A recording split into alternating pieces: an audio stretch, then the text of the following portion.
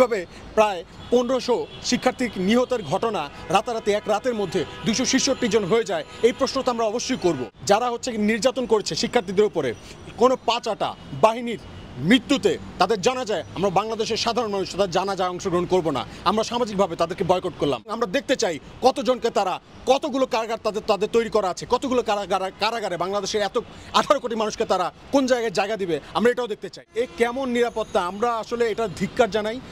একটা বাংলাদেশের ইতিহাসে এটা একটা নজির হয়ে থাকবে। আপনারা দেখেছেন আমাদের শিক্ষার্থী ভাই বোনদেরকে কীভাবে তারা খুন করেছে, এটা খুন বলবো আমরা। কিভাবে প্রায় 1500 শিক্ষার্থী নিহতের ঘটনা রাতারাতি এক রাতের মধ্যে 266 জন হয়ে যায়, এই প্রশ্ন তো আমরা অবশ্যই করব।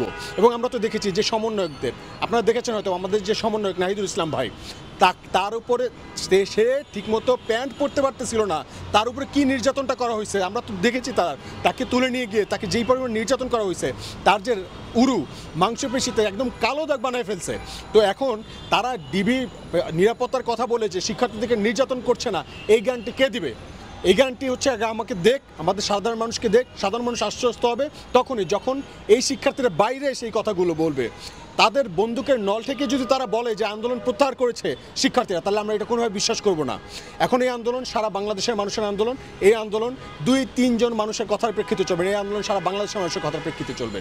এবং আপনাদেরকে এটুকু বলতে চাই যে কোনোভাবে আপনারা বাংলাদেশের মানুষ যেখানে আছেন, যে প্রান্তে আছেন, আপনারা প্রত্যেকে বাইরে বেরিয়ে আসুন, আপনারা রাস্তায় নেমে আসুন, বিক্ষোভে অংশগ্রহণ করুন। এবং আগামী কালকের মধ্যে যদি সমন্বয়ক সকলকে এবং সকল শিক্ষার্থীকে তারা যদি বাইরে বের করা না হয়, তাদেরকে যদি নিরাপদে ঘরে পৌঁছে না দেওয়া হয়, তাহলে আমরা আরও কঠোর কর্মসূচিতে যাব। এবং শুধু আমি যদি এই কথা বলার মতো অবস্থায় নাও থাকি, আমাকে যদি তারা তুলে নিয়ে যায় এবং খুন করে দেয়, গুম করে দেয়, আপনারা আপনাদের নিজ নিজ জায়গা থেকে আপনারা অবস্থান কর্মসূচি করবেন। শাটডাউন মানে সারা বাংলাদেশ শাটডাউন করে দেবেন। এবং আপনাদেরকে এটুকু বলতে চাই, যদি কোনো সেনাবাহিনী দেখেন, কোনো পুলিশ দেখেন, কোনো কর্মকর্তা, বিজিবি, কোনো রকম বাহিনীকে যদি দেখেন শিক্ষার্থীদের উপরে বা সাধারণ মানুষের উপরে অত্যাচার করছে, আপনারা সামাজিকভাবে তাদেরকে বয়কট করুন।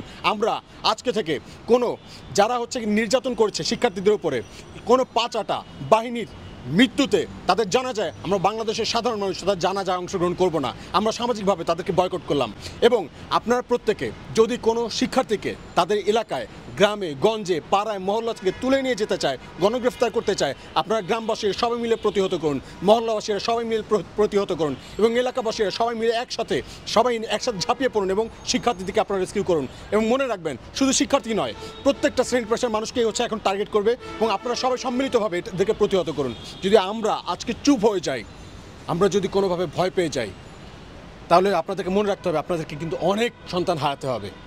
আপনারা কি সেই সন্তান হারাতে প্রস্তুত আছেন কিনা, এই ব্যাপারটা আপনারা ভেবে তারপর রাস্তায় নামুন। এবং এটাও মাথায় রাখবেন, যদি আগামী কালকের মধ্যে সমন্বয়ক এবং সকল শিক্ষার্থীদেরকে তারা মুক্ত না করে, তাহলে আমরা সারা বাংলাদেশের যত শিক্ষার্থী আছি, সবাই মিলে যার নিজ নিজ এলাকার আমরা থানায় গিয়ে উঠবো এবং বলবো আমাদেরকেও তোমরা গ্রেফতার করো।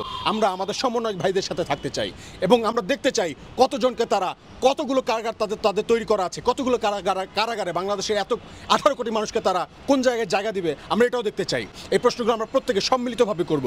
এবং যদি আমি কোনো রকম কথা বলার অবস্থায় না থাকি, আপনি দাঁড়িয়ে যাবেন, আপনার পর যদি কেউ না থাকে আপনার ছেলে দাঁড়াবে। আমরা কোনোভাবে আমাদের আন্দোলন আমরা প্রত্যাহার করছে, আমাদের আন্দোলন চলছে, আমাদের আন্দোলন চলবে। জনগণের আন্দোলন চলছে, জনগণের আন্দোলন চলবে।